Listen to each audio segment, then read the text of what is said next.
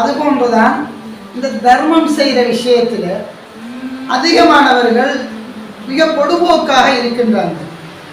எந்த அளவுக்கு என்று சொன்னால், இப்போ ஒரு ஆள் இருக்காருன்னு வச்சுக்குவோம், அவர்கள் என்ன செய்யணும், தர்மம் செய்யணும், அவங்கள்ட்ட பொருள் இருக்கி, ஆனால் அவர்களுடைய பக்கத்து வீட்டில் இருக்கக்கூடியவர் ஒரு வறுமை கோட்டின் கீழ் இருந்தாலும், அவருடைய குடும்பத்தில் இருக்கக்கூடியவர்கள் ஒரு வறுமை கோட்டின் கீழ் இருந்தாலும், ஆனால் என்ன செய்யற, வேறு ஒரு இடத்திற்கு சென்று, வேறு ஒரு ஊருக்கு சென்று, அல்லது வேறு ஒரு திசையில் சென்று, வேறு ஒரு அந்த ஏரியாவுக்கு சென்று தர்மம் கொடுக்கக்கூடியவர்களை நாம் என்ன செய்யறோம், காண்றோம்.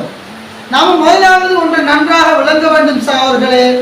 நாம் தர்மம் கொடுக்கிறதுக்கு மிகவும் தகுதியானால் செலவழிக்கிறதுக்கு மிகவும் தகுதியானால் யாருன்னு சொன்னால், முதலாவது நம்மட தாய் தந்தையர்கள்.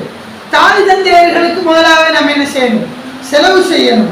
அடுத்தது நம்முடைய அயலவர்கள், அயலவர்களாக இருக்கக்கூடியவர்களுக்கு அடுத்ததாக நாம் என்ன செய்யணும், தர்மம் செய்யணும். அடுத்தது நம்முடைய குடும்பத்தினருக்கு என்ன செய்யணும், தர்மம் செய்யணும். அதுக்கு பிற்பாடுதான் வறுமை கோட்டில் யாராவது இருக்காங்களா, வேறு யாரும் இருக்காங்களா என்று பார்த்து தர்மம் செய்யக்கூடியவர்களாக இருக்கணும். ஆனால் நம்ம தற்காலத்தில் என்ன செய்யறோம், நம்முடைய குடும்பத்தில் திங்கவங்க எல்லாம் இருப்பாங்க.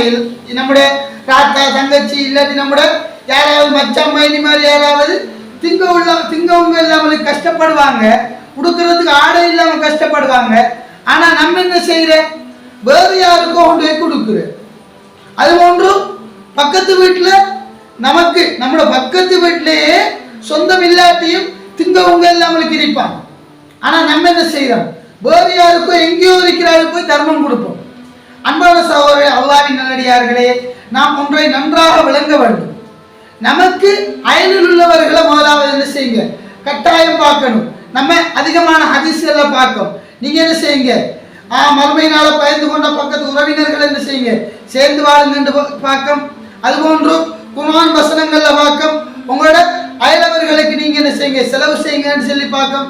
எனவே அன்பான சகோதரர்களே, அல்லாஹ்வின் நல்லடியார்களே, இந்த தர்மம் விஷயத்தை பொறுத்த வரைக்கும் அதிகமாக தேடி சென்றெல்லாம் கொடுக்க வேண்டிய அவசியம் இல்லை. நாம பக்கத்து வீட்டிலே தர்மத்துக்கு தகுதியானவன் என்ன செய்வான், இருப்பான். அவைகளை கொடுத்து நமக்கு இந்த உலகத்துல அல்லாஹ் தாரான்னு சொன்னா, அல்லாஹ் ஒரு நமக்கு தர்மம் கொடுக்கக்கூடிய ஒரு நிலையை தாரான்னு சொன்னா, நாம இந்த உலகத்துல கொடுக்கக்கூடியவர்களாக இருக்கணும் சகோதரர்களே.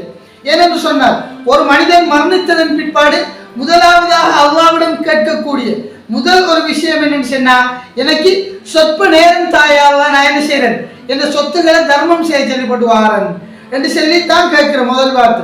நமக்கு எப்போ மரணம் வரும்னு சொல்லி யாராலையும் சொல்ல முடியாது. எனவே சகோதரர்களே, நம்முடைய இருக்கக்கூடிய பொருள்களை நமக்கு தர்மம் கொடுக்கறதுக்கு தகுதி இருக்கா, நாம கொடுக்கக்கூடியவர்களாக இருக்கணும். ஏனென்று சொன்னால், மரணத்தின் பிற்பாடு நாம சொற்ப நேரத்தில் கொடுக்குற ஒரு நல்ல அமல் என்று சொன்னா அது தர்மம் மட்டும்தான். இப்போ ஒரு 2 ரக்காத் சுன்னத் தொழணும்னு சொன்னா அதுக்கு ஒரு டைம் ஒன்று எடுக்கும். ஆனால் தர்மம் கொடுக்குற விஷயத்தை பொறுத்தவரை அண்ணன் என்ன செஞ்சிடலாம், குடு என்று சொன்னா நம்முடைய நன்மை எழுதப்படும். அந்த நிலையில நாம் எல்லாரும் தர்மம் கொடுக்கக்கூடியவர்களாக, நம்முடைய தர்மத்தை வளர்க்கக்கூடியவர்களாக நாம இருக்கணும்.